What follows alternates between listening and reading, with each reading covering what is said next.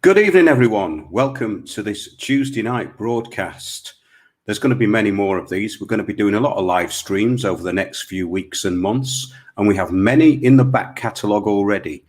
Lots of them. In fact, I would say all of them are really informative. Our last one was all about ancient Australia. Have a look at that if you're interested in ancient history. Previous to that, we've put a lot of stuff out about how to actually form your own alliances and get things going.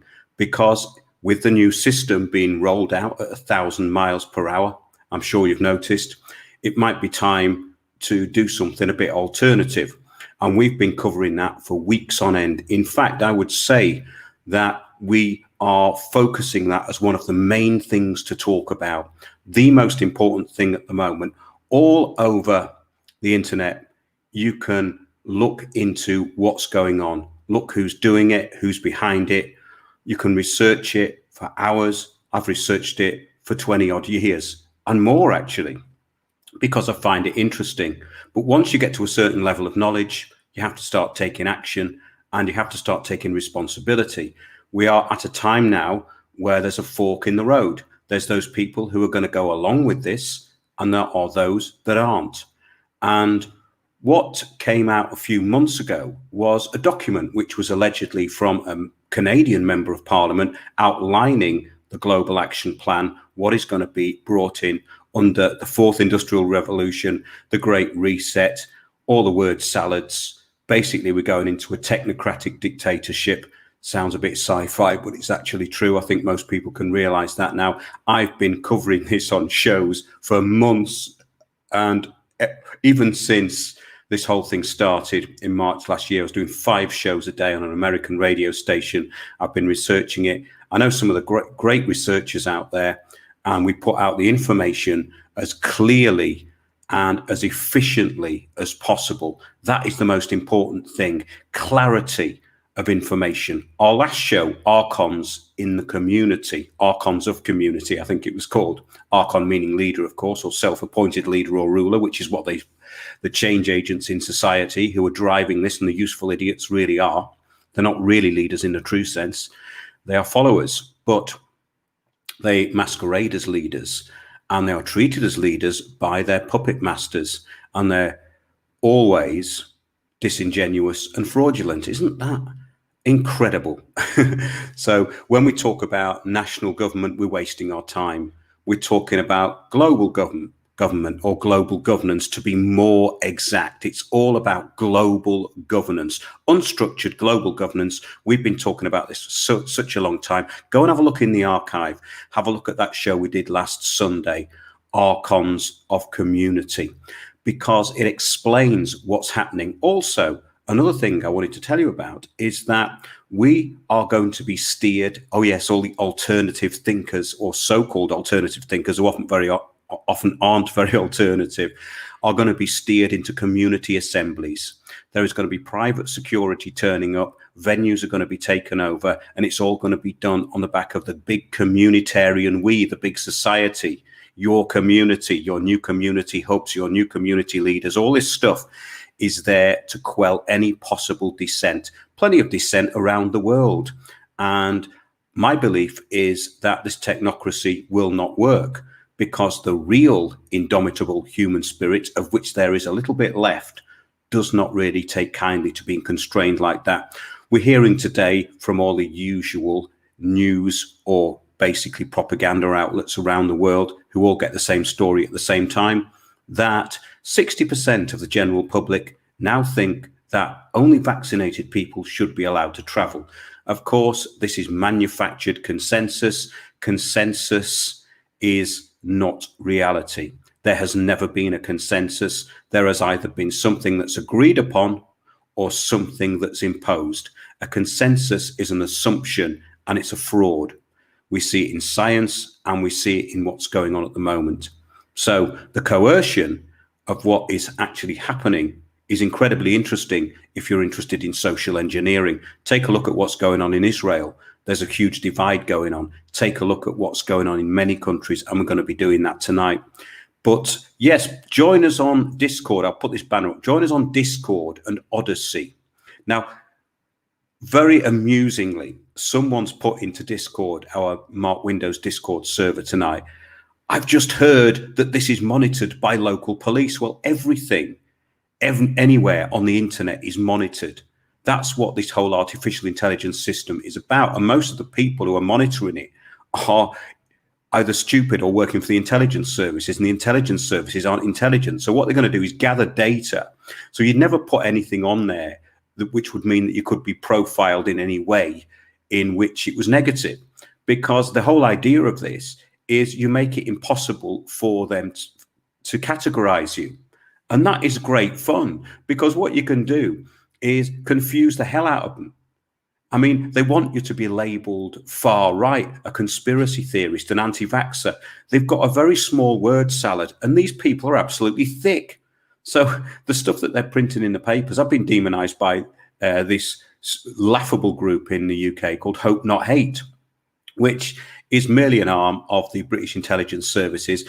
And they said that if you start watching out windows on the world, you might find out about things like the moon landings, and you might question those moon landings as to whether they're real or not. But before you know it, you will be down a rabbit hole of probably far-right extremism. Now, how this happens and how this could possibly happen, they don't say, because, of course, it's all nonsense and they only speak nonsense. Just put a few more banners up before we bring our guest in for tonight. Oh, by the way, yes, here's a good one for you. On Friday, this Friday, 9:30 p.m., same place, same time, I'm going to be talking to Casey Whalen of peoplesrights.org with special guest Tom DeWeese. That's Tom DeWeese, DeWeez. Tom DeWeese, look him up. He is actually lambasted by the Anti-Defamation League, I think it is in America, which is brilliant, because all they do is copy what's on the front page of his website. And all he's saying is, we don't want to be lured into the collective hive mind of Agenda 21 and live under a technocracy. And that's far right or fascist. I think this stuff's hilarious. But join us on Friday, 9:30 p.m. with Casey Whalen and Tom DeWeese. What we're talking about here is how to take back the narrative of your local area. Now, if enough people do this, it will work. And these people in America are doing it. And a lot of the things that they've achieved in the past have fought off these draconian policies of Agenda 21. Many people might remember the Bundy Ranch standoff, where, of course, these people were demonized. A family ranch in Nevada was going to be taken under Agenda 21. It belonged to the family for 140 years. People don't like farming in Nevada. It's a very empty place. So the family hung on to it. They didn't know what to do. They put it out on social media that they were under attack by the feds. 1,000 people turned up. The feds backed off. Now, this is the sort of thing where the public can actually take back the narrative of their own lives. And that's the main point of the shows that I've been doing. There's no point me going on here every night and waffling. There's too much of that. The internet is full of word salad, new agers, fake gurus, and basically charlatans. And people seem to like to be hoodwinked by that. But what I would say is that the people who listen to our shows, all the ones I've interacted with, are really sensible and they're really doing things. And that, I think, is brilliant, because that was the whole idea of it in the first place. I will cover things like ancient history because I find it fascinating, but the core of the shows is always going to be about solutions. And if you listen to what we're saying and how we're trying to put it across, the solutions are actually there in what's being said. And it's not going out and demonstrating and protesting.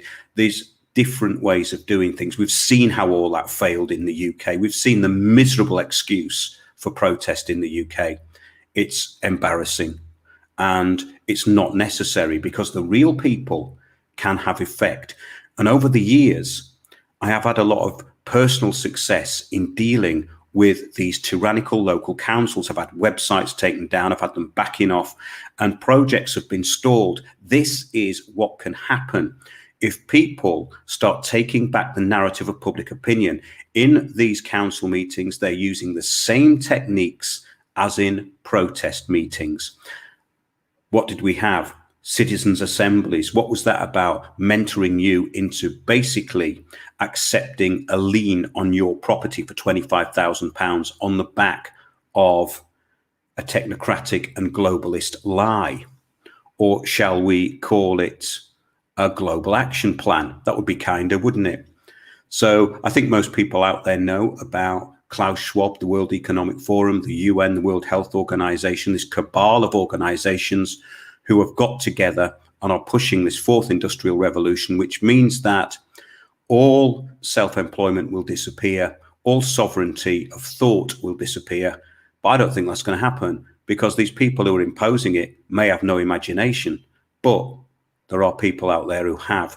And the idea is that to be a disruptor, their words, not mine, they call people who go into organizations and change them disruptors, change agents. Well, we can do that ourselves. We can mirror back what is being done to us. That's called balancing the books. Remember that the public are always placed between two lies, lie one and lie two, conservative versus Labour. There are still idiots out there posting all day, criticising what's going on as if it's part of some Tory government agenda. These people are probably the ones who are queuing up for the vaccine. I would say they definitely are. However, there is a line in the sand, and the people who are not prepared to be compromised by liars and charlatans will have to actually stand up. So that's great. I'm just gonna bring you a few of these. Yeah, I want to put this banner as well. Subscribe to our Spreaker shows. Very important one, that. Every Sunday, 9:30 p.m, we go live on Spreaker. And it's a great platform because we've got complete control over it. No one can take that down.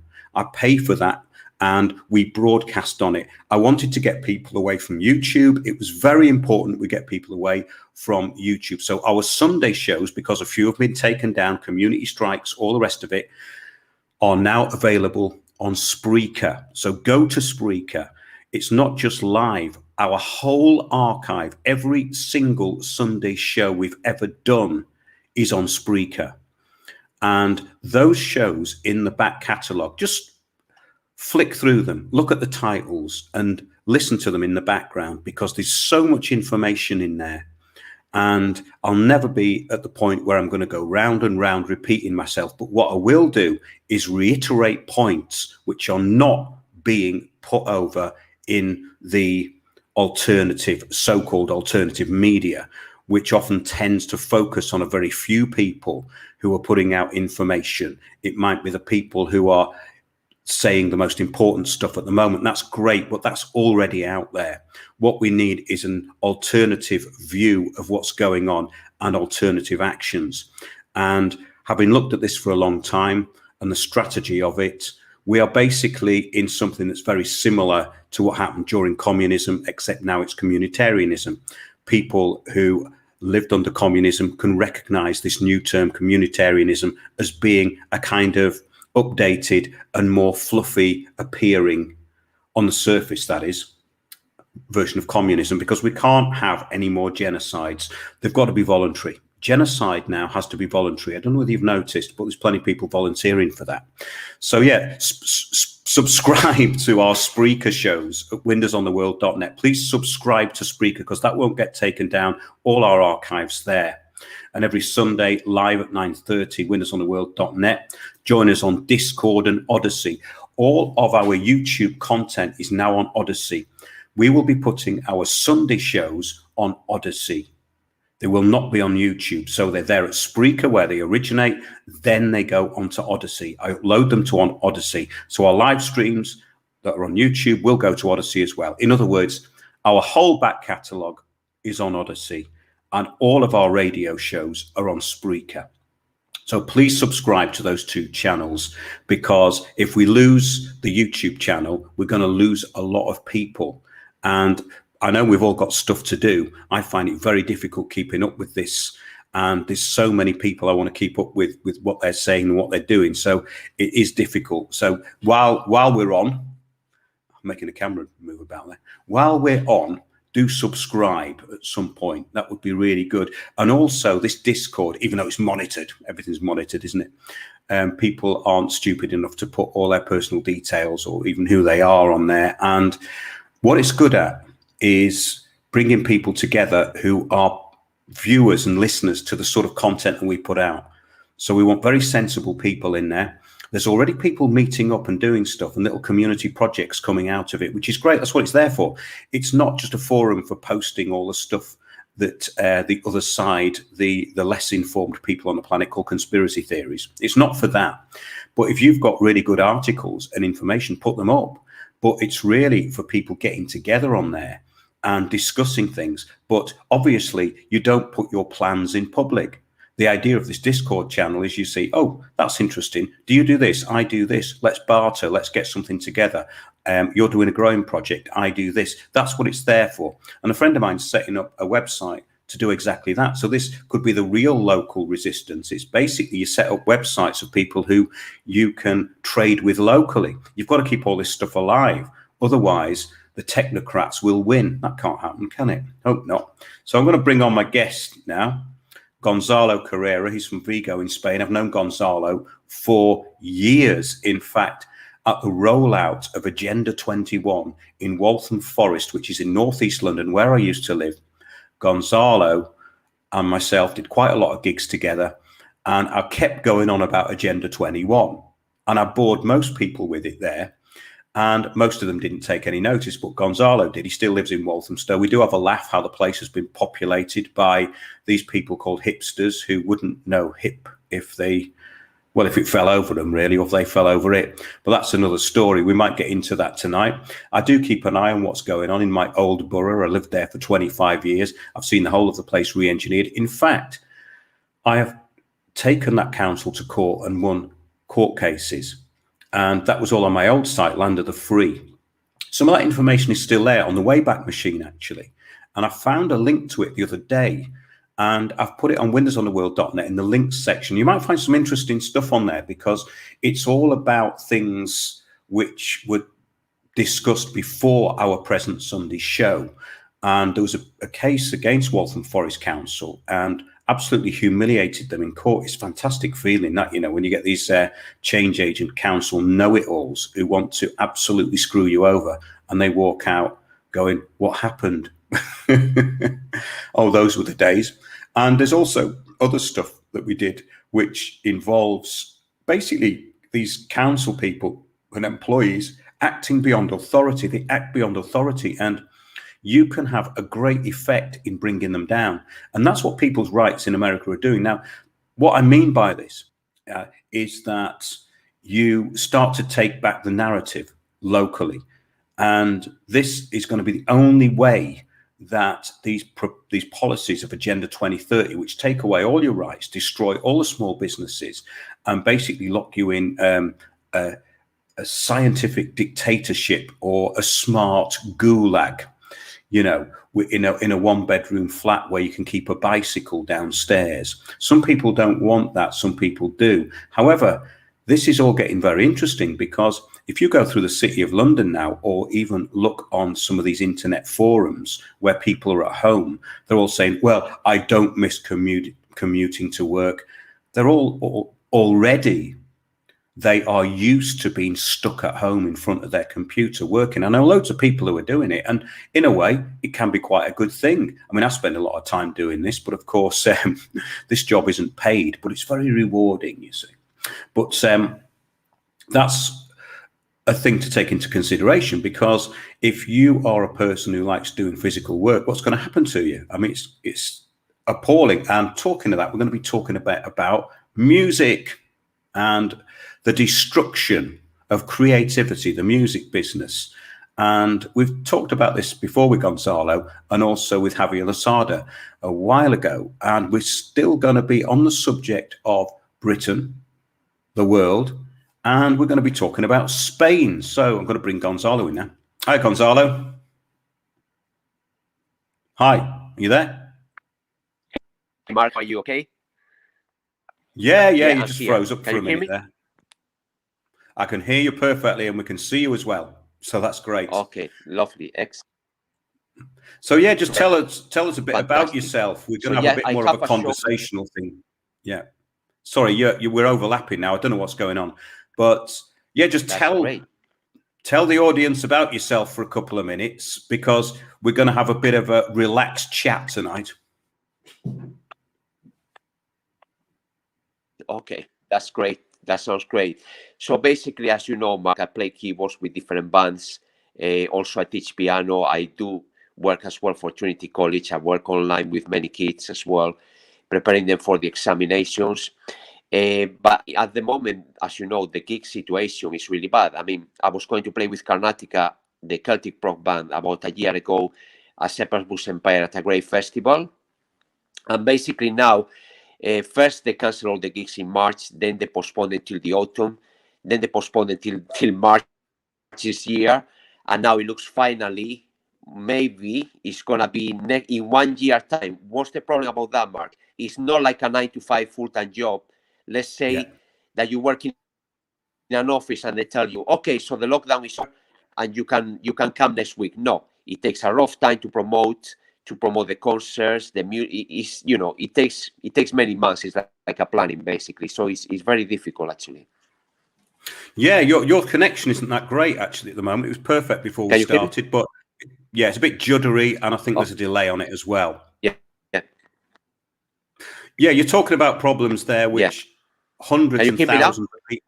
Yeah, I'm just talking. So you're talking about problems that hundreds of thousands of people are facing, and nothing's being said about it.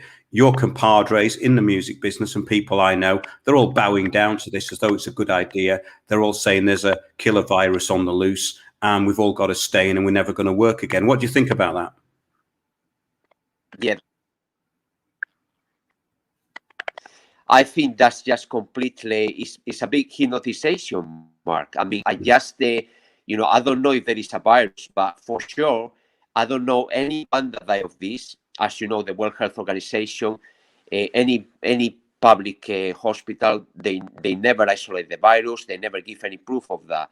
So basically, to me, they want to do all these lockdowns, and it's incredible. What they do, the lockdowns, they're doing more harm than anything good. I mean, it's bad for the education. It's bad for your health as well to be at home all the time. They're destroying the economy. I mean, I went to London the other day, to central London. It looked like completely like a ghost town. I mean, it's just unbelievable. Kids that I teach as well, I notice they fed up being at home all the time. They tell me themselves they got lack of concentration. I mean, funny enough, the other day, even a great musician like I think it was Chris Dyford for Squeeze was saying that we might be doing concerts online for a while now. So it's like great musicians, they're handing over everything. They agree with the system basically. It's just crazy. It's absolutely unbelievable. Yeah, well, I've had enough of these people. I've had enough of them. I don't engage with them, and I've cut a lot of them off because they bore me now. I find it incredibly dull, the way that they're virtue signaling and queuing up for things that they don't even know about. And also, they're quite willing to destroy everything. I don't know what this clicking is on your... Are you typing or something? Because I'm getting a clicking noise. I don't know whether people can hear it out there. But no, I'm not typing it. Right, okay. Okay. Yeah, hopefully it'll be good, yeah. Hopefully it'll be all right. So, yeah, I've got to the point where I'm a bit intolerant to all that now and just take back the narrative of what you want to do. And you have to just kind of basically... just be the change that you want to see. So tell us what's happening in Spain. In Spain, basically, they wanted to enforce the vaccination, but the European Council of Human Rights has said that they don't allow it now, basically. And the mayor, the president, because in Spain we got different regions, governments, like the central government is in Madrid, but then you got the government of Galicia, Catalonia, and the president of the government of Galicia, he wanted to enforce the vaccines, and those ones they wouldn't accept it, they would get a fine of nearly 60,000 euros, Mark, which is incredible. And suddenly the European Council said that's not going to be possible. It's not enforceable, but still people, they're on fear because they feel, well, if I don't get the vaccine, I might not be able to get this job. I might not be able to travel. They might not allow me to see my parents again.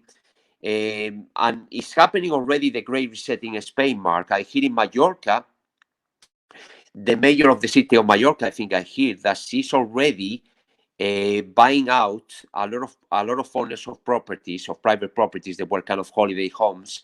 They are buying them out because they want to keep those properties for refugees, for people they are homeless, etc. So the Great Reset that you told me so many years ago, Mark, it looks it's starting in Spain, like in Canada as well. That's really interesting, because I was talking about this in 2013 about the massive property and asset grab that was already underway then. What they did was they paved a way for private interests to walk into your property on the back of a very small debt, using bailiff companies which had been deregulated, which weren't using the courts, which were using people that they knew within the county court to generate paperwork to steal property. I will say steal because it was theft, because these were not proper court orders. The only way out of that was to go to the High Court. Over the past 18 months, restriction has been made to masters in the High Court. Last time I saw a master, I think I paid £100. You can still go, but you have to pay.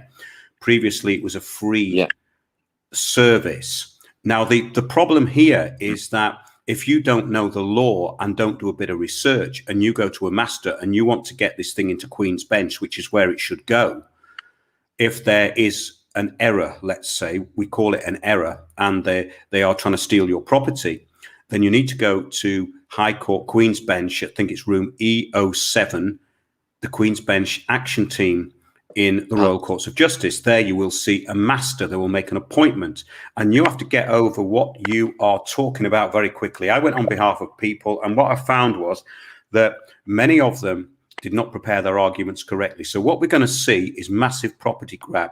And the whole idea of this is to make private property a thing of the past. Now, most people have this kind of, I think, as a rather false belief as to what property ownership actually is. Because when you're in a property, you do not own it. You can never own anything within this system, because this system will not allow you to own anything. That's a pretty good idea when you go back to what the Roman Catholic Church was saying in these things like Unum Sanctum of 1302, that they were basically putting in the world in trust, and everybody else was a creature under their governance. This is just a claim. Most claims that are made are not true. So the whole thing of the way the law works is being usurped in a nutshell. I don't want to get too much into that tonight, because I can waffle on about that for hours. I find it very interesting. But the point is that they're trying to take away remedy. And these people talking about common law, in my opinion, in this country, the UK, know nothing of what they are talking about. Common law is based on very ancient customs, and common law can mean being burned at the stake. Common law can mean being hung. Common law can mean having your hands chopped off. Common law is a part of the system of law. That's right. And all statute is based on common law. So when these idiots go out there and say, it's a statute, it doesn't apply to me, and they talk about common law in the same sentence, they are basically working for the other side. And this happened 15 years ago. So all these idiots who are talking about common law, unless they know what they're talking about, unless they're legally qualified or they've done some research, but if they're going, statutes don't apply to me and all the rest of it, they're idiots, because they don't understand what law is. And that is a big problem, because these people have been recruited. This is what I wanted to get onto. These people have been recruited by the other side. They work for the other side. These people have been used in protest groups, and they have no knowledge of what they're doing. They are going to assist the state in the stealing of property, which is what they did 15 years ago. The whole free man on the land movement was brought into the UK as a property grab. It was used by certain estate agents, people in the courts, certain government agencies, and many corporations to steal houses. So if you want to lose your house, then listen to some of these non-experts. What you need to do is realize that you have usufruct of property. Everyone has usufruct, which means you have a usury interest in the property. You have use of property. That's all you have. So what they want to do is deprive you of the use of property and make it a situation where you don't own anything. As Klaus Schwab, the robot from the World Economic Forum, has said, you will own nothing and be happy. Well, in a way, that's a double-edged statement, because you do own nothing and you can be happy, but it's not up to them to take away what you are legally allowed use and title of. So yeah, tell us a bit more about that, Gonzalo. I think people are interested because they're saying in chat that they weren't aware of what was happening in Spain. So have you got any more to say on that? Yeah, with Spain as well. I mean, right now the people, they are so, I mean, back about a year ago, they were very scared of the virus, etc. But at the moment, people, they're really losing their homes as well, because they're not able to pay the mortgage. And could be all a plan, like you said, Mark, from the Great Reset, from Klaus Schwab, from the World Economic Forum. But yeah, as I said to you already, Mallorca, the mayors is already buying off a lot of private property owners, buying them off, and not the price that it should be, the property that they were holiday homes, basically giving them to people like homeless, etc., that they haven't got any money as well. But yeah, right now we are in a situation that they're hoping Spain to go back to normal in June, but the way things they are going, they are crazy. Also, Mark, I saw some news on some Spanish papers. This is where they're creating these people an incredible amount of chaos. I read on a Spanish paper and a South American paper that the World Health Organization, the same, most likely in June the pandemic could finish, and also maybe we might not need the vaccination anymore, because there will be herd immunity. I mean, this is incredible. And at the same time, you hear the attitude of the governments is like they don't listen at all, regardless is the Spanish, the British government, the Canadian, the Australian. It's like they just go ahead and do it. Like about 6 months ago, one of the members of World Health Organization, David Navarro, was saying lockdowns, they are not good at all. I beg all the governments not to do more lockdowns, because they're really damaging the economy, mental health of children, elderly, everyone. They bring in poverty. The British government, as you know, Mark, he never actually listening at all.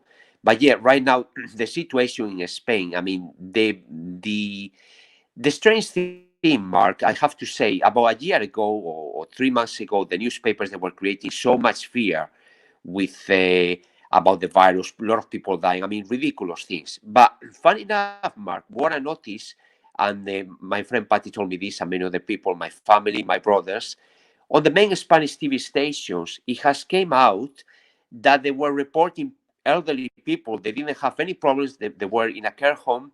They gave them the vaccine, the Oxford or the AstraZeneca or the Pfizer, and 5 days later they died. There was this guy, for example, that he had dementia, but his son said he was perfectly fine. He was about 75.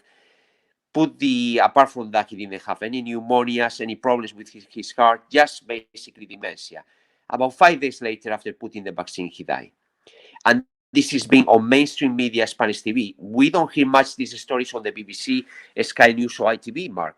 What's the reason, you reckon?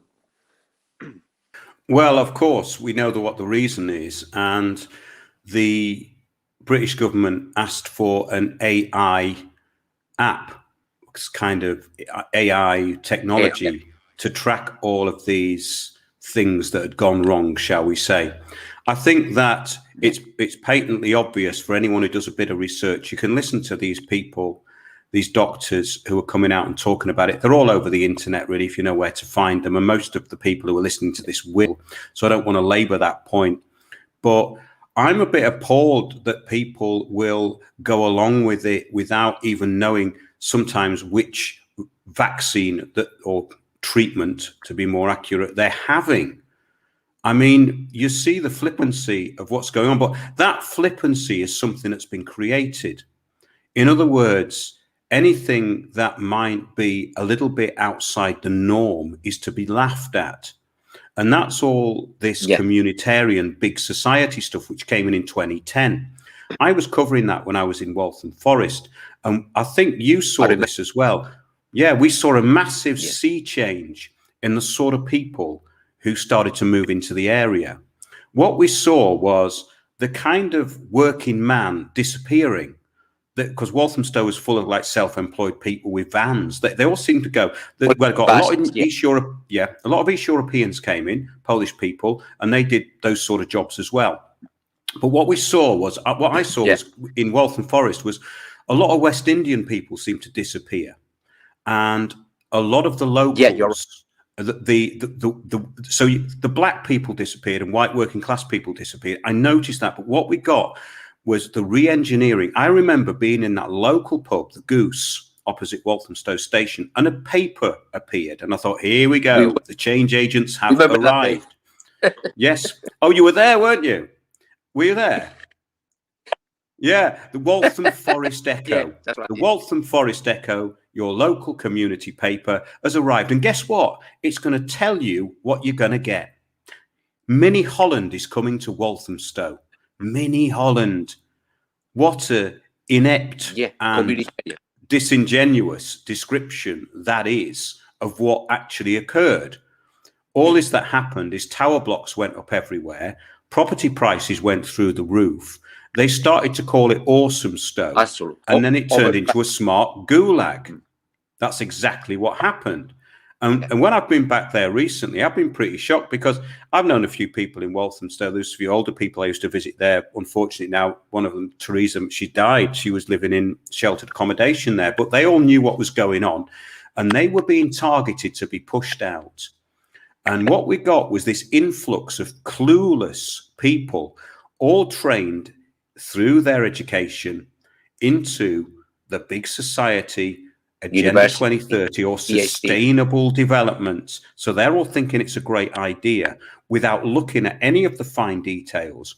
I know somebody who had a house there and he said, oh, I'm going to hang on to this. It's going to be worth a fortune. I said, it will for a very short time. Then it's all going to plummet. And guess what? That's what's happening. I think we're down to 2005 prices, which are still vastly over inflated. But yeah, what's your impression of that? Because you're there more than I am, obviously.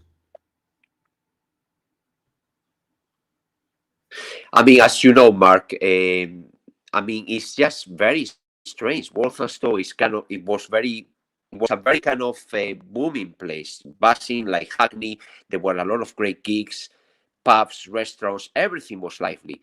Lately, I go out, Mark, and it's like being in, don't know, Soviet Union or East Germany back in the 60s or 50s after the Second World War. I mean, there's no live music at all. There's a few musicians busking because the poor fellows, obviously, they're not able to teach in the school or they haven't got any work and unlucky working from home.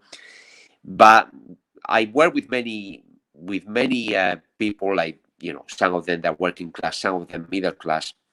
Some lovely people, adults and children.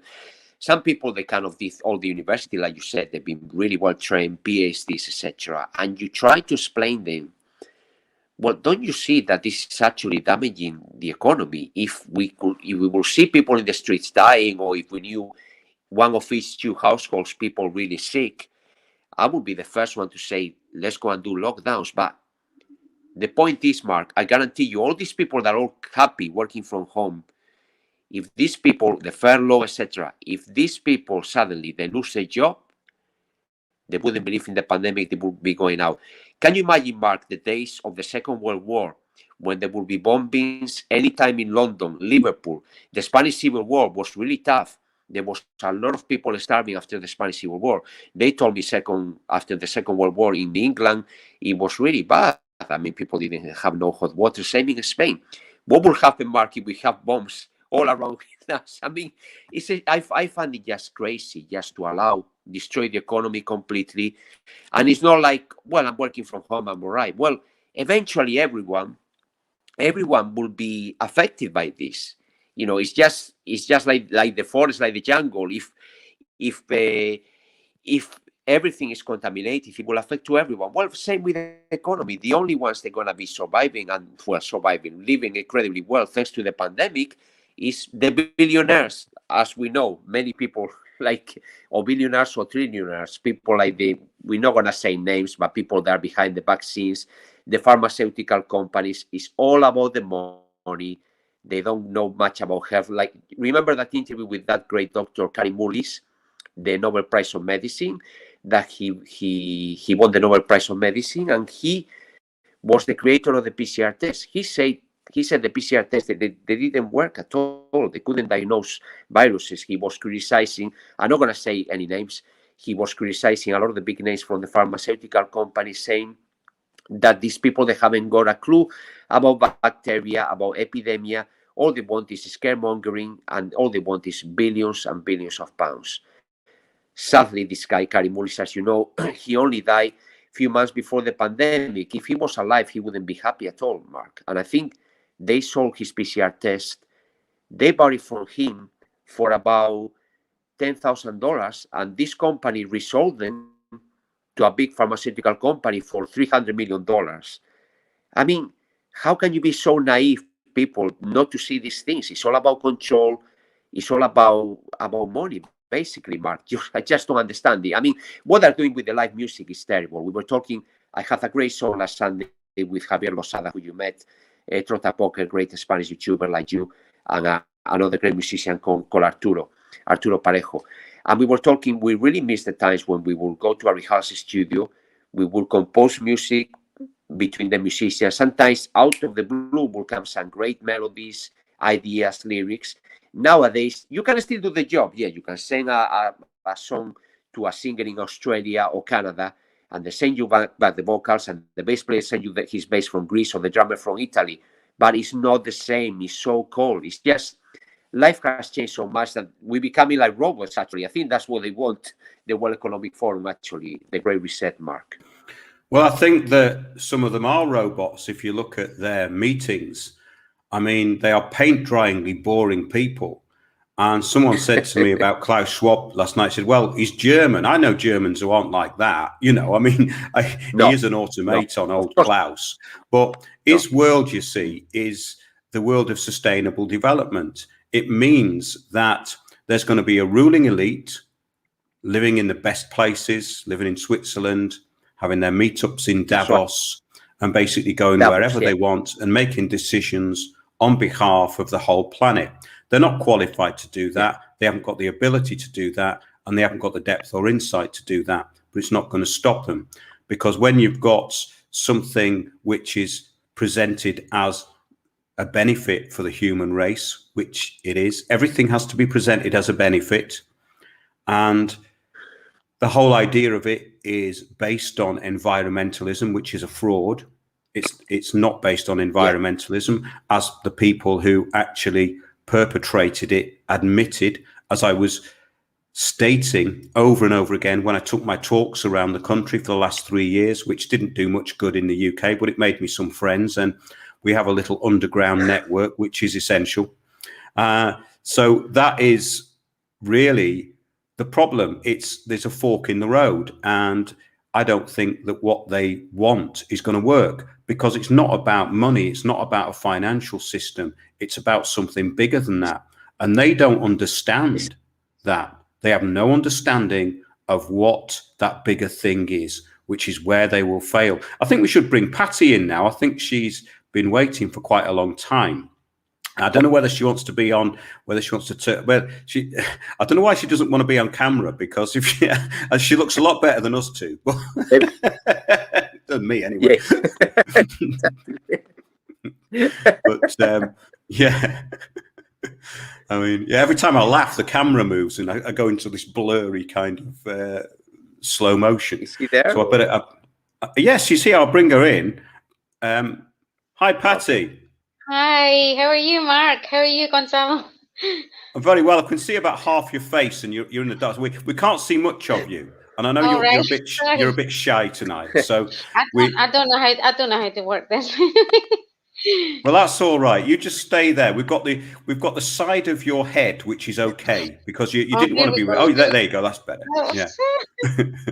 So I'll introduce you, Patti, and you tell us a bit about yourself and how things have changed. This is Patti Balinas, a great drummer. You're Scottish, Mexican, and Spanish. I think you should explain that, Patti, and introduce yourself. Yeah, I'm Scottish and Mexican. I was born in Mexico, and I grew up in Scotland. My mum's Scottish, and I went to school there, and Scotland's my heart, you know.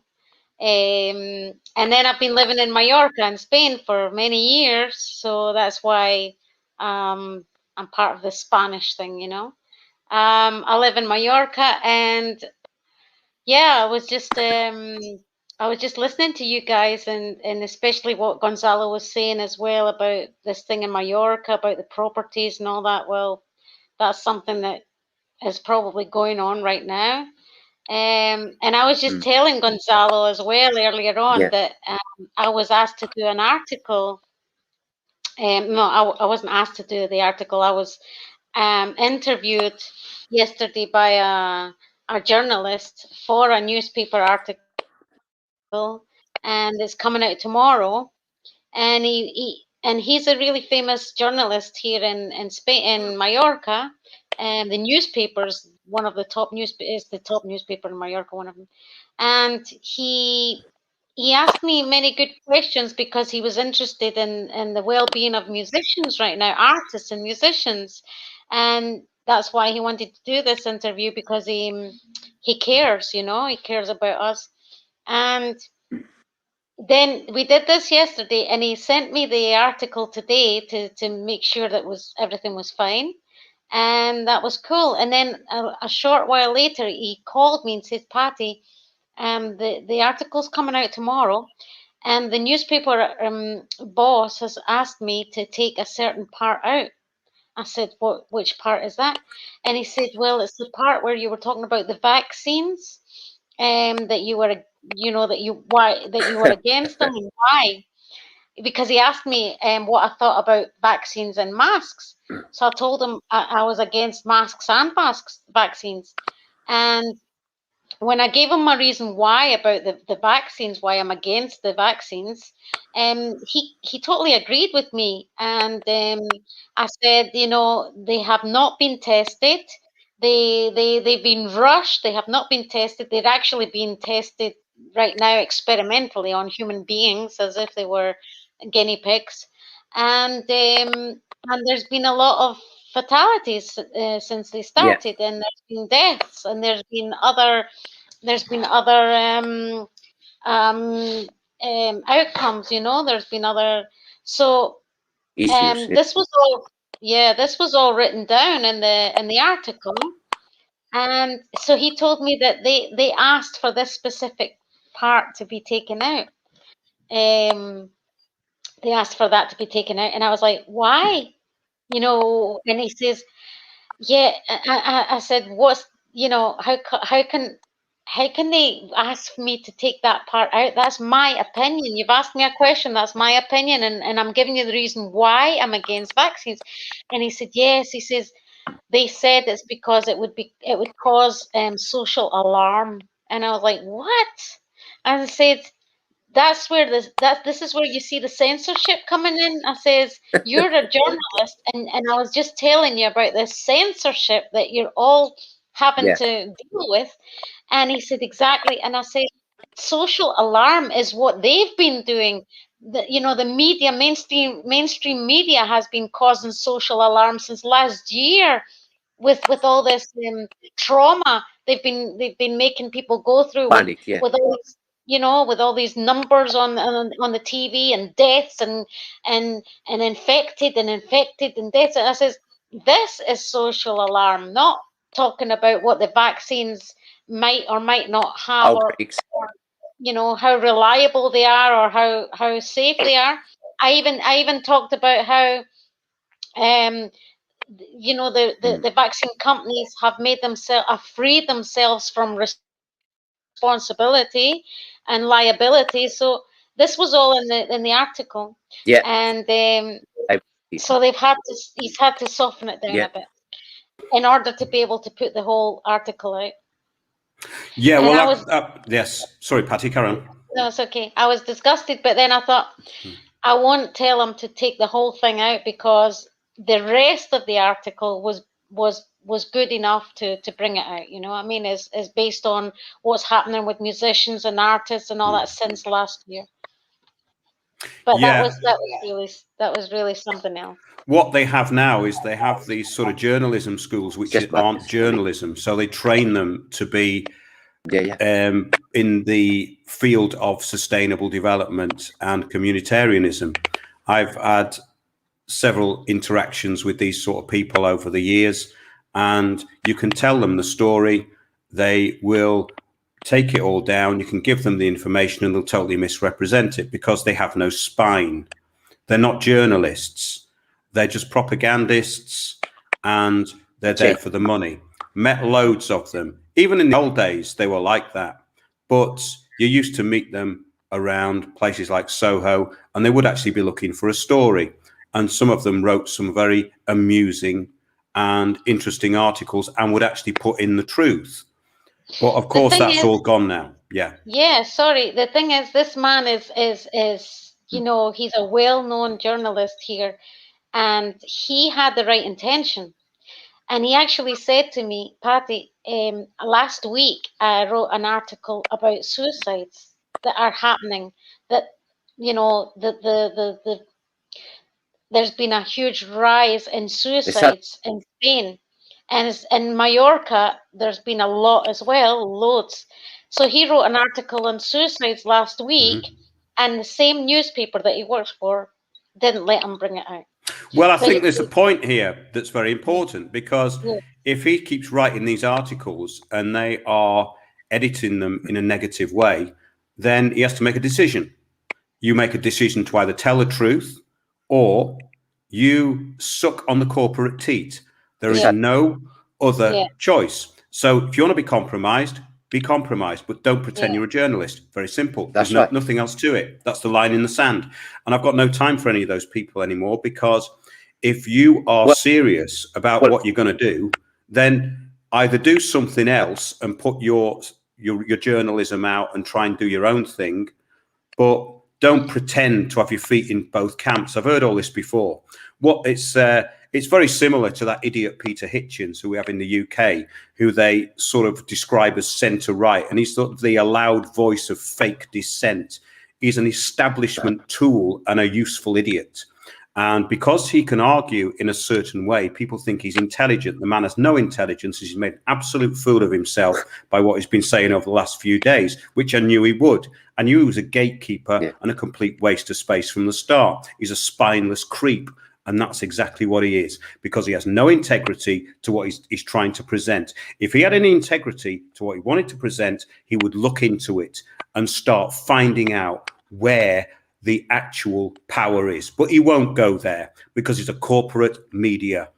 I won't say the word on air because I got taken off here sometimes for that. I think it's described as hate speech on Facebook, that if you call a journalist what they really are. I've got banned for 3 days for that, I think. Looks like Gonzalo's gone to sleep. Look, looks like he's been mummified or something. What's going on? Oh, he's back again. Sorry, I was boring you, Gonzalo. I think he froze. He froze for a minute. Well, everything was working brilliantly before. He's just got a really bad connection now. I think it's those Walthamstow yuppies. I think they're interfering with your connection. Yeah. Yeah, so this is what's going on, and basically there's just, I was saying that, for example. Yeah. Go ahead, Gonzalo.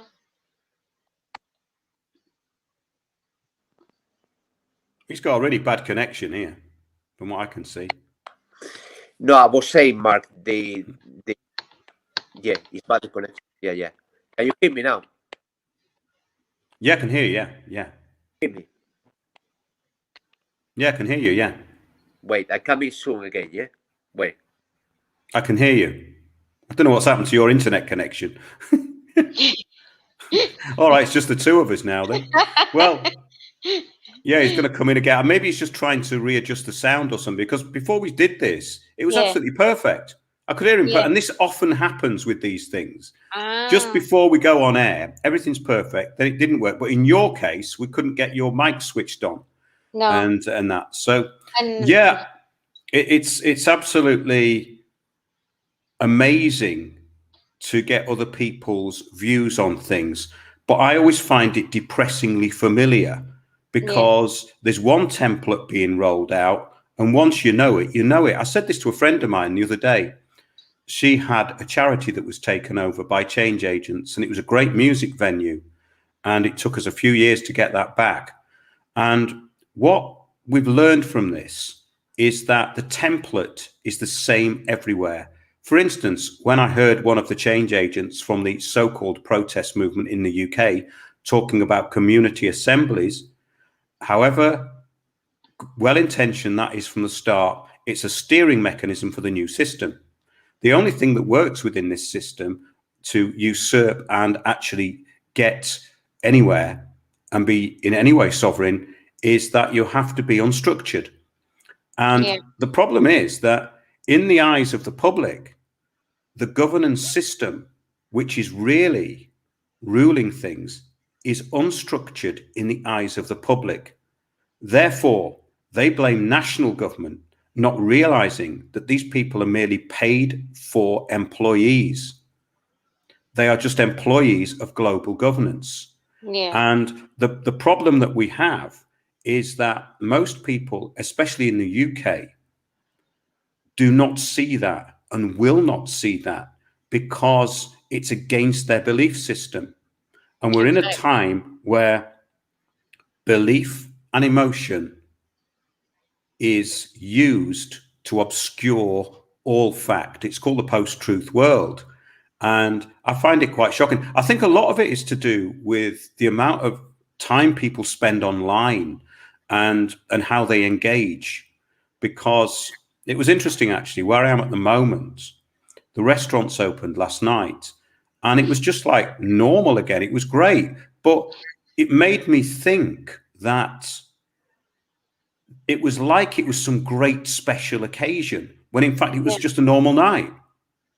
And I think that the social engineering that's gone on over the past 9 months has now, as I said at the beginning, it's made people think in a different way. I don't think in a different way because I spend most of my time going out and I like going for walks and sort of appreciating what's around me, like you do, I think. And there does seem to be this generational problem that people have lost contact with all that. And I think that's a big part of it, because taking back the narrative is all about, I don't want to say embracing that, but realigning with that. I think it's very important. And yeah, I'll let you bring up any more points that you want to bring up. Is there anything else you want to say about what's happening in Spain? I mean, you must be really frustrated, though. Like I said, you must be really frustrated not working. I'm frustrated, terribly frustrated about not working. Yeah, definitely. Psychologically, more than anything, because that was my life. That was my everyday activity. I looked forward to having days off, which was nice, but not a year, and it was my drive. It was my drive. It was my passion. It was everything. It was really, it feels like who I was, who I am. Then it's not only that that's frustrating, though. What frustrates me also is the fact that people here seem to they seem so hypnotized. It's like they have no problem with going along with the narrative, going along with the new rules, whichever the rules may be when they come out. The masks. I mean, Spain is one of the worst places right now in the world for having imposed the masks since last year, since probably June last year. It was an imposition, and people are wearing, and now it's like they claim it. It's like they, if, and I'm lucky that I don't have to wear a mask. But even then, it's like they bully you. They bully you constantly. You really have to use a lot of psychology and sometimes even just be downright, not aggressive, but just say, back off. You don't know who you're talking to or why I'm not wearing a mask, so ask first before you accuse. But here they don't ask; they just accuse. Yeah. But I stick to my guns because I'm just like, sometimes you feel like you're living in in another dimension. Well, you know that more than anything. Yeah. You know, you feel like you were in a certain dimension. You've joined another, or you were on a planet and you've jumped off to another planet, because I don't know where my life is now. People's freedoms, people's just the way people do things now, they have changed. You were saying earlier on, people are changing, and they have changed. A Yeah. lot of behavior has changed, and psychologically, they don't even realize how much they're changing psychologically, and it has an effect on everyone else, you know. And for me, psychologically, it's been really, really tough.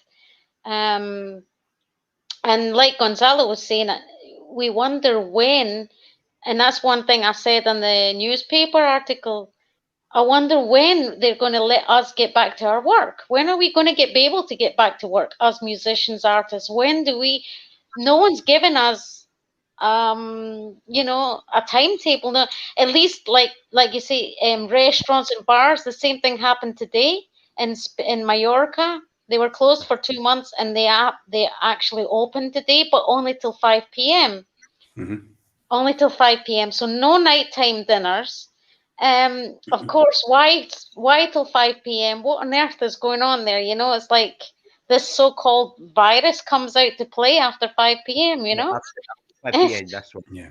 After 5 p.m., it decides to come out from its nap. Um, it's just absolutely ridiculous. All these things are ridiculous. So it's really hard fighting against people that don't see how ridiculous it is. And I'm not saying there's none. There are people. There are people that are awake. There are people that are, like, you know, seeing the truth like we do. But there's not enough. It would have to be a vast Yeah. majority, and they would have to do something about it.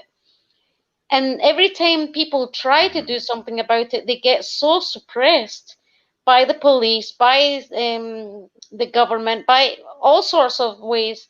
Um, and they end up living in fear, you know? So That's that's right. what's I mean, happening. Yeah. the laws are ridiculous, as you know. So after some certain time, the virus is going to attack you, and it's destroying the economy, the music business. We were having a chat on Sunday with Trota Poker and a few Spanish, a Spanish YouTuber and a few Spanish musicians. I was telling Mark, and Yeah. unfortunately, just because Trota Poker the day after was only saying something that World Health Organization are saying. They are advising people to go out, because to be at home all the time is going to be bad for your mental health, for your physique, etc. And straight Yeah. away, they just put a strike on his YouTube. They canceled the whole of his YouTube, but he already sent an email to the European Union and YouTube saying it's going to take them to court. Otherwise, they have to put back his channel. Otherwise, they will go to court. But they did the same thing before. It's like you cannot say nothing that is going to be beneficial for us, that it goes against the government or the media. That's it. They're going to put a strike on you straight away. It's just Of crazy. course. Yeah. And the It's same thing with these people that were protesting in the street. It actually Yeah. happened here in Mallorca. There was thousands. 4 times they went out protesting between cars and people, and um, it was about the restaurants and the bars being closed. Oh yeah. Um, yeah, and and each time the fines were so high that they've just given up. You know, they've given up because they've been fined such Yeah. high, you know, high quantities, and they've just given up. Yeah. There was a But all really, this, I would say, all- very mm, impressive looking riot in Spain yeah, against the riot police, and yeah. they were getting pelted with what looked like cans or something, but Yeah, but hundreds of them. What that was that about? Because there was that no was context to nothing. it. Yeah, Yeah. that was nothing to do with this. With the These were pandemic, yeah, young yeah. guys in Barcelona and Madrid, and so these were young guys, and they were protesting against the because this this guy's been sent to jail, and he was seemingly, it was just about his poetry, but he has been condemned for other things, for violence against people. He has been, he was very, his words were really nasty against women. Yeah, Um, that's it. he, It he was was. during the pandemic. Yeah. Yes, so but these guys, these young guys are backing him up, and claiming it's freedom of speech, But the guy really was very, he was quite violent, and his poetry, or so-called poetry, Yeah, was very, very, very, yeah. very So violent. That's, yeah, it was very violent, and so these young guys, but like I say, I think these guys actually have taken this excuse to go out in the street and protest like that, because they're just bored. To they're me, just bored. Yeah, they started. yeah, it's like They're they've got bored they being at finally home. found yeah, they've finally found something to do, and they got away. They felt like they were getting away with this, whereas Yeah, if they went out in the street to protest against coronavirus measures, or nothing. against our freedom, they wouldn't have let them, but they let them Exactly. protest about this. Yes, You the know? Yeah, it's like the Black Lives allowed kind Matters, of etc., dissent. Yeah, etc. because a lot in my opinion, a lot of those promoted rappers are just useful idiots, Yeah, Yeah, and that's what they're promoting yeah, is exactly what the new the system companies. wants. They want yeah, to Yeah, degenerate them, so they degenerate themselves. This is exactly what Dr. Richard Day said in 1969 at an off-the-cuff lecture at Mount Sinai Hospital, just outside New York. And he described how the new system would work. You can listen to it even on YouTube. The New Barbarians. It's called The New Barbarians. Lawrence Dunnigan was there. We did a show on it called Social Engineers and Social Engineers Then and Now. And I listened to some of that the other day, and pretty much all that they said has come true. But what they said was that the churches would not oppose the degeneration of society. They would actively help, which they have. And they said music would get worse, which it has in many ways. It's been many ways. reduced to this kind of very base. It's kind of degenerated stuff. I Studio mean, tone. yeah, that rap thing is, in my opinion, it ran out of steam about 30 years ago, but they still do it, and it's schmaltz, most of it. I just find it Yeah, schmaltzy. It's so fake. It's fake. it's been done. It's like, is it for people with nothing to say? I don't know. I just find it dull. I find it really dull. But And also, talking, it's not bringing anything useful. There's nothing yeah, useful about it. So not at what's it all. for? I mean, No, talking about Yeah, churches, Mark. I was yeah, telling Patti the other day, we are allowed. I was playing in a church last Sunday mm, morning, and you are allowed. Churches are allowed to open for 20 people, something like that. So the virus doesn't attack you if you are in the church, but if you are in a pub or restaurant, yes, it does. I mean, it's just nobody can believe this. It's just crazy.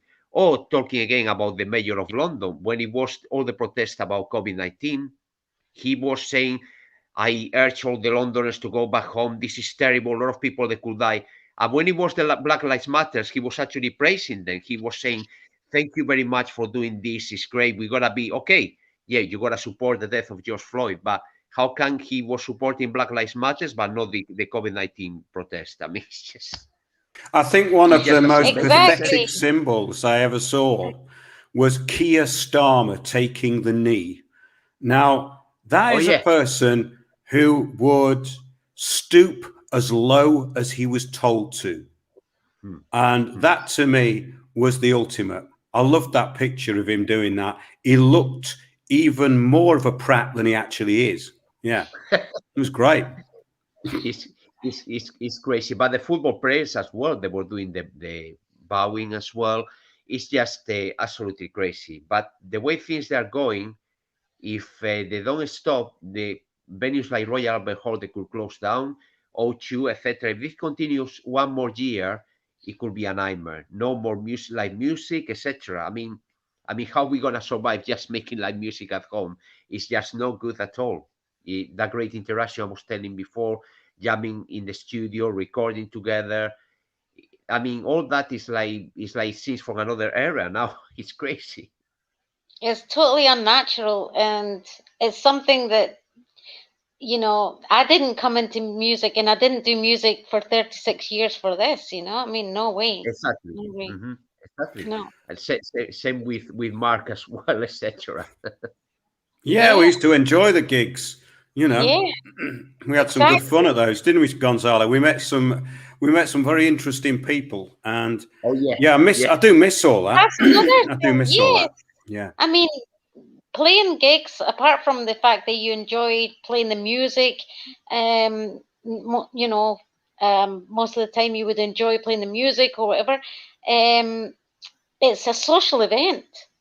it's a And social that's why event. I Yeah, always said to people, I don't have a social life basically outside of my job, because I yeah, didn't. yeah, I was working so much that when I as soon as I finished work, I just wanted to get home. I just wanted to go home mm, and switch on my TV and watch a film and all that, because I wanted to get away from the you know the environment I was in at that moment. yeah, Although I enjoyed it at that moment, but once I'm finished, I wanted to go straight home and be quiet. But Yeah, I was very similar. That's quite that's interesting because I'd put on yeah, this performance, I'd be sat in some dressing room somewhere, put on this performance, and then I just want to get away. And that was the best yes, bit that's when what. I mean, I've escaped and I'm on the way home in my car, polluting the planet, all full of hate, going to go back to Walthamstow and buy beer and meat. But you can't do that anymore. and go for a party Exactly. after, Mark. Yeah. Like Well, that's the thing. And so when people say to me, what do you do for a social life? I says, well, actually, my job is my social life. And when the more you think about it, I mean, I always thought about it then, but the fact that now that we can't do that, it was yeah, like the more I realized, well, it was just such a social event that even though you didn't want people to come up and speak to you after you're playing, yeah, I didn't anyway. I didn't want people coming up to speak to me all the time, but they did. People are coming up and they're speaking to you and saying, "Oh, that was great," whatever. And you do meet people, whether it's people in the audience or whether it's even your colleagues yeah. that you work with. Sometimes you had to rehearse maybe before this gig. So you're always meeting people, and now it's like there's no, there's no meeting up with There's your not. colleagues. There's no Yeah, meeting yeah. up for rehearsals. There's no meeting up for gigs. There's no meeting an audience. There's nothing. So it's like Nothing, zero, nothing zero at all. life. Exactly. Yeah. I mean, as I said to you, many of the gigs that we were going to do last year, now they're gonna be. I think there is a tour, maybe April 2022 or something like that, festivals, etc. But it's like I was telling Mark, it's not like you stop working in the office and you can go back Monday. It takes time to promote everything. It takes time to rehearse again. It just takes a lot of preparation. It's a lot of wasted time, etc. It's Of like course. we lost like 2 years of our lives, actually, if you think about it, Patty. Totally, totally. And I had, like I told you, I had like s- since last September or October, I had like 20, maybe 23 weddings were, yeah, even in Yeah, December, like, 23 weddings for next year, for this year I was talking about. And a lot of these were weddings that I had last year that were cancelled and then they were postponed to this year. yeah, And I yeah, said, well, at least, it looks like I've got 20 odd weddings for now. They've gone now they've gone down to 10 already, you yeah, know? yeah. It's just great. 10. I mean, we still do, people they do like videos, like different kind of lockdown concerts. Like one person is recording the piano, is playing the piano on the video in London, another one in Australia, another one in Spain. It's okay 3 4 times, but all the time that's gonna be so cold. And then, as you know, like we have tonight, there are problems with the internet sometimes. What Yeah. happens if suddenly the connection breaks? This is the problem. I mean, nothing can be proper like music. Actually, How, it's just a how do you end the song if there's a problem with the internet? The keyboard well, player suddenly disappears. How do you end the it's, song? it's exactly. But sometimes even if you have the latest gear, sometimes on the studio with the computer Pro Tools, if you do those kind of concerts, there's gonna be some kind of latency, some kind of delay with the instruments. It's Totally. it's not a good idea at all. Definitely. No, no. They'll end up replacing us with robots. With, like Mark said, they'll end up, Yeah. with real robots. And I think they'll we replace need to what we need to do is for Davos next year, we need to have the Klaus Schwab House Band.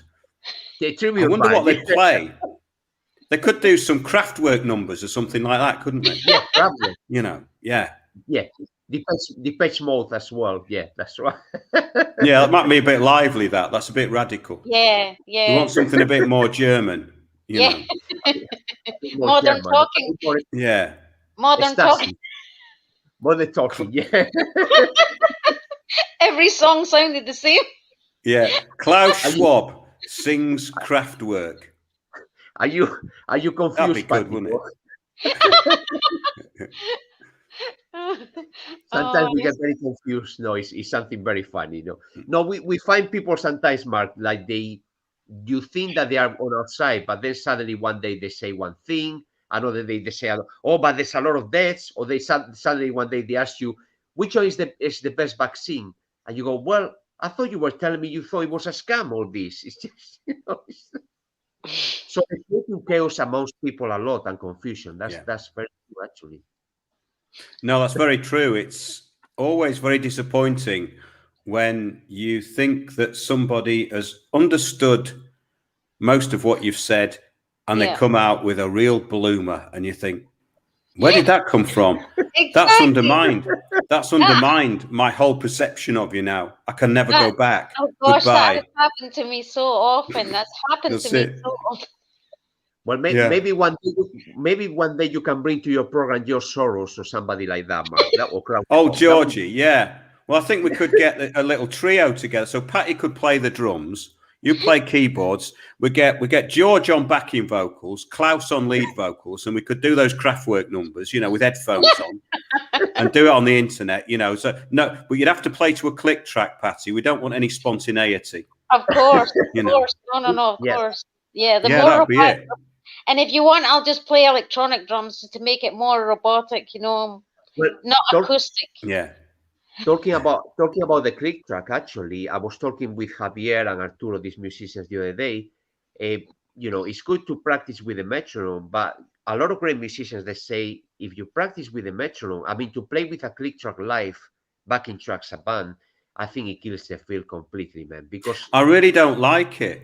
No, Yeah, because I've worked with people who do that, and often when you are in front of an audience, the tempo is going to slightly change, and something happens. It takes off. Yeah, totally. It's like what the old Charlie Watts thing, where it sort of slow down, speed up, and then slow down for the chorus again. Do you know what I mean? It keeps it interesting. But Klaus Schwab wouldn't like that. No, it's too unpredictable. We can't have this unpredictability. You see, we don't want any of that. And you can't put any soul into it, no soul whatsoever. No soul, that's right. But all the new music teachers, they're pretty much like that. They love to practice with the metronome all the time. But when you see people like Paul McCartney, Stevie Wonder, they hardly practice with the metronome. Those guys, I bet you. It's just... No. Does Paul McCartney actually practice anymore? No, I don't think so. We need to ask them. Well, yeah. Oh, that's funny. So what do you think is the solution, Mark? The solution is to, I think, form alliances and also be able to affect some kind of change. Now, that may sound very vague, but I keep talking about this stuff, and I did a long intro, so I won't go into that at the beginning of the show. But I think the idea also to be able to laugh at this stuff is very important, and I think it's very important to keep amongst people who are on your own wavelength, and that is just really important. Now, I don't think it matters now who you fall out with. We're beyond that phase. And I'm the same. Yeah, that's right. I've Just become somebody. Immune to it now. I've become immune now. That's right. Yeah. Well, funny enough, Mark, I remember a few weeks ago, I think I told you, me and Patti, we experienced that. Quite a well-known musician, we're not going to say any names, quite a well-known musician from the past. We were talking, I just mentioned about the Great Reset and all that. And the guy, he was saying to Patti, oh, how can you mix politics with health? And I say, well, that's what it is. I mean, it's called a global health security system. Exactly. Yeah. And you know what he said, the guy afterwards? Oh, I don't like this kind of ideas. You sound very neo-fascist. So if you are in favor of the freedom, not lockdowns, no masks, you are a fascist. You are a right wing, like you said at the beginning of the program. It's unbelievable. Well, it's really funny. I do like scrolling through some of these idiot groups on Facebook, because they said some stickers have started appearing in Tottenham, and they're discouraging people to take the vaccine, and they're telling people to protest. I've put some anti-fascist stickers over them. I thought that was brilliant. The irony was not lost on me. But Patti, somebody's just put into chat, and I've been meaning to ask you. They've asked for your opinion on Nicola Sturgeon. Try and keep it fairly brief. Well, okay, I will. All I can say is I used to want to live in Scotland again, or I really wanted to go back to Scotland someday and live there again. But right now, as long as she's in there, I don't feel it. I'm just not feeling it at all. No. I don't agree with her politics, of course, and I think I could pretty much compare her to maybe Sanchez, the one in Spain, the president in Spain. Yeah. I could pretty much compare her to Sanchez, or I think they're in enlightenment with each other and in alignment, and no, I don't agree with her politics at all. So sadly, I used to think Scotland's people, the Scots would react a different way. And of course there are some. Of course there are some, yes. And I thought the same about the Spanish, but it's all the same, really. Well, it's been subjugated up there, very much subjugated. And the thing is with this stuff, it's called ideological subversion. And the host to the subversion has to accept the subversion. And that is the important thing, because if you accept the subversion, then you agree with it all. Yeah. So that is the point we're at. So you have to make that line in the sand. And it does go into a lot of different areas. But with me, it's just caused me to be really intolerant. We talked about all this back in 2007, and I was kind of listening at you, and I believe you, but I thought this is not going to happen like in 40 years, and no way it will happen. Something we got plenty of time. Exactly. There's no way it will happen in the UK, but here you are. Here we are, actually. Yeah, Gonzalo told me that, since years ago, you've been talking about all this, and Gonzalo said that you mentioned many of these things to him years ago, and they're happening now. Oh, yes, that's right. I used to bore people with it after a couple of pints, and I'd say that it's some place about 2 or 3 o'clock in the morning, and they go, "Windows, do you realize how preposterous you sound?" Well, they're not laughing now, are they? Exactly. They still don't talk to me, but they're not laughing now. You are a clairvoyant, Mark. You are a clairvoyant, definitely. Yes, I'll do my best. I wish I had met you in those days, and I would have enjoyed your conversation. Well, that would have been great, because it was quite funny, because me and Gonzalo knew a lot of these musicians, and the general kind of ramshackle egotism and mental things that we had to put up with were hard enough as it was, Yeah. Our I friend remember that time we first met up at that gig in Leicester Square for that band who hadn't rehearsed. The Canadian house in Trafalgar Square, actually, Mark. Yeah, I remember. Trafalgar Square, yeah. That's right. And we went back to Walthamstow on the bus. On the night bus, yeah. That's right. And yeah, people have just put into chat a bit about that area. No, it's quite funny, really. Someone said earlier on, in the 90s, it was full of chicken shops, and all that. Yeah. Everything was £1. And I quite like that, actually. I like the market there. And I like the sort of different, it had quite an interesting thing about it, mixed with very boring, It was kind of interesting and very boring. Yeah. Yeah. But any information on the equivalent of North Idaho Expo starting here in the UK? That's a really good point. But we're talking here about peoplesrights.org, and have a look at the way they're doing things in the States, because I'm going to be doing an interview with Tom DeWeese and Casey Whalen. Tom DeWeese, American Policy. Just look him up, Tom DeWeese. He's been fighting Agenda 21 and successfully for many years. Now, the point I'm trying to make about all this is it doesn't take that many people, but they have to be organized and they have to be audacious. And that is exactly the opposite of what the Davos crowd are. They're not innovative. They're not audacious. And that is the essence of the whole thing to me. So, yeah, I want groups to start. And I will assist groups that start. I'm very busy doing my own thing. My job, I think, is to put out, if I've got a job at all, which I haven't at the moment, obviously, no one's got a job. But my sort of life's work has revolved around trying to make this as simple as possible for anyone who wants to understand it to understand it. That's what I want to do. Edit this stuff down, make it clear. Not enough people do that. People always talk about the problem. The solution is the most difficult thing, but the solution is actually also the simplest thing, because it comes to a point of intention. What's your intention? What do you want to do? How scared are you of consequences? And at the moment, I don't think anyone should be scared of consequences, because we're all going to die anyway. So might as well actually do something useful. Losing Mark. All right. Well, hope I'm back again. But I think we've been going on for a long time now. Thanks for coming on, Patti, at such short notice. It was Gonzalo's idea. No, I'm really happy that I could connect finally, it took me a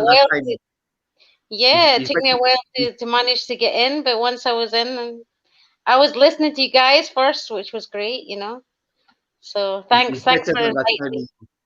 I think it's better than that time in Skype, definitely. Yeah. You're quite clear again now.